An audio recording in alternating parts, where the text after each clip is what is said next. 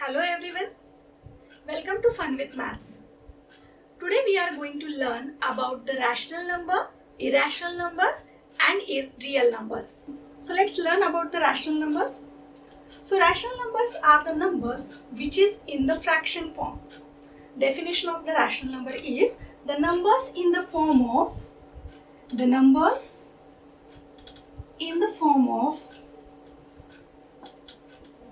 P by Q,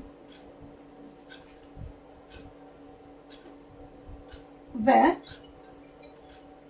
P and Q are integers and Q is any non-zero integer. So see what we have written. What is the meaning of it? The numbers in the form of P by Q. P by Q, it means the numbers in the form of fraction. So in this fraction case, P and Q are an integer. Both are integers, but Q is an non-zero integer. So while taking the numbers in the fraction form, you can choose any integer in the numerator, but you cannot take 0 in the denominator. So let's check the examples of it. 1 by 3, 2 by 6, 7 by 2, all those I can consider as a rational number. Reason behind that is these are following the definition of the rational number, or we can say conditions for the rational number. Conditions for the being a rational number is numerator must be an integer and denominator must be a non-zero integer. So 1 is an integer, 3 is non-zero integer. Same way 2 is an integer, 6 is non-zero integer. 7 is an integer, 2 is a non-zero integer. So all these cases we can consider as a rational number. But in case if you get 0 in the denominator, for example, suppose 1 by 0, I can't consider this as a rational number because it is not following the definition of rational number. 1 is an integer, but 0 is not a non-zero integer. It should be non-zero, then only you can consider it as a rational number. That's why this 1 by 0 is not an integer. So in case if you get 0 in the denominator for any fraction, then you can't consider this as a rational number. Now, very important thing, if you get 0 in the numerator, then what can happen? Can we consider this as a rational number? Yes, we can consider this as a rational number because in the definition of rational number, it is clearly mentioned you can take any integer in the numerator. So in the last video already we have learned about the integer.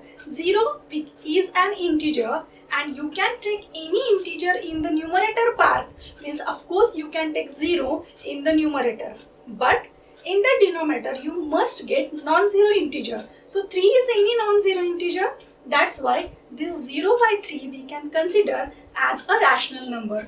So in case of rational number, in the numerator you can get any integer, but in the denominator except 0, please consider any integers. Now, very important thing, you can take any negative integers also. I will take one example where negative integers is there in the numerator part, that is minus 3 by 4. For this also we can consider as a rational number because minus 3 is an integer and 4 is non-zero integer. Then we can consider 5 divided by minus 3. It means we can take negative integer in the numerator. Otherwise, we can take negative integer in the denominator. Then in both cases it can be considered as a rational number. Case is that when there is a 0 in the denominator, then you can't consider it as a rational number.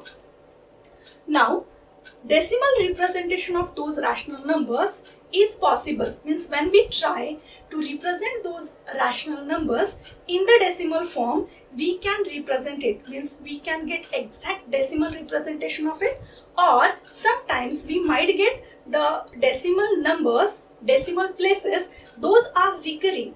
So now what is mean by recurring? So see here, 1 by 3. 1 by 3 is a rational number. Why we can say it is a rational number? Because 1 is any integer, that is 1 is an integer, and 3 is a non-zero integer. It is following the definition of rational number. That's why we can say 1 by 3 is a rational number. Now when we try to represent it in the decimal form, that is when we divide it actually, what we get? 0.333. It means this 3 will continue. Okay, will continue means it is a non-terminating one. It is non-terminating, but this 3 is repeating over here. So for repeating one, we can just give one line over here like as this. So while reading this, we read it as 3 is recurring. 0.3 is recurring. 3 is recurring. It means you can continue with the 3 till infinity.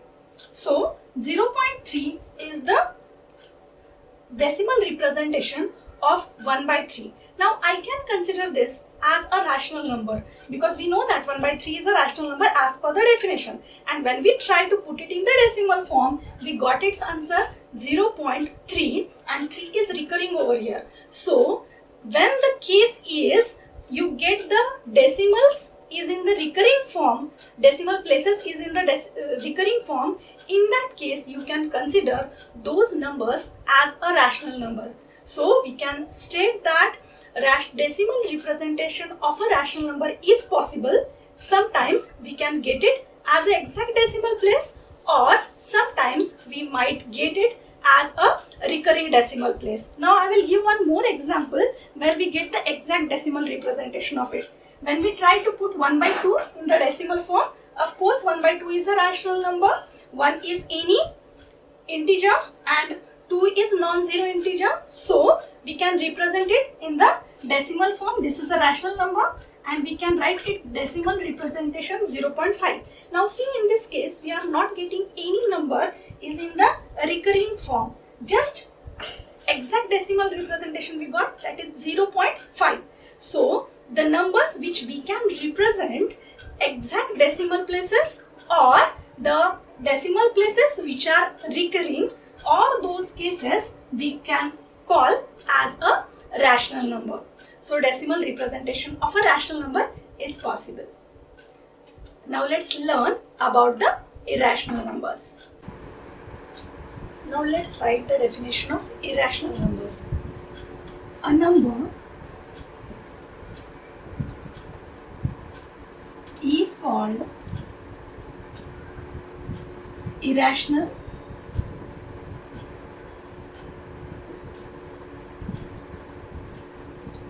if it cannot be written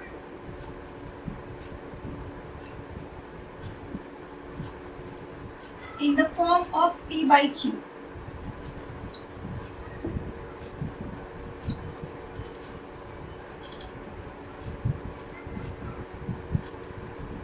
Where P and Q are integers and Q is a non-zero integer. A number is called irrational if it cannot be written in the form of P by Q, where P and Q are integers and Q is not equal to 0. So irrational number means the numbers which are not rational. For those numbers we call irrational, because for rational means what? The numbers which we can represent in the form of Q, and irrational means those numbers which we can't represent in the form of P by Q. So all those numbers we call irrational numbers. Example of irrational numbers are root 2, root 5, pi, any prime numbers which is in the root form. that is root 3, root 7, root 11. These all are 2, 5, 3, 7, 11. These are the prime numbers. When you try to find the root of the any prime number, it is not possible to find it. Means exact representation you will not get. So all those numbers we call as irrational number. Now let's see, when we check the decimal representation of those numbers, what will happen. Decimal representation of root 5 is root 5 is equal to 2.236067977 and so on. See now, when we check the decimal representation of root 5, then we are getting different numbers after decimal digit. 236067977. It means any digit is not recurring over here, or any digit is not repeating, and we can find it as non-terminating one. It is not terminating. So for those numbers we can call as a irrational number. We have seen that for when we have tried to find the decimal representation of rational number, it was possible. We got it as exact decimal, or we got it as recurring one, non-terminating but recurring. But in case of irrational number, we get its decimal representation as non-recurring and non-terminating. So just this is about the rational number and irrational number. Now let's learn about real numbers.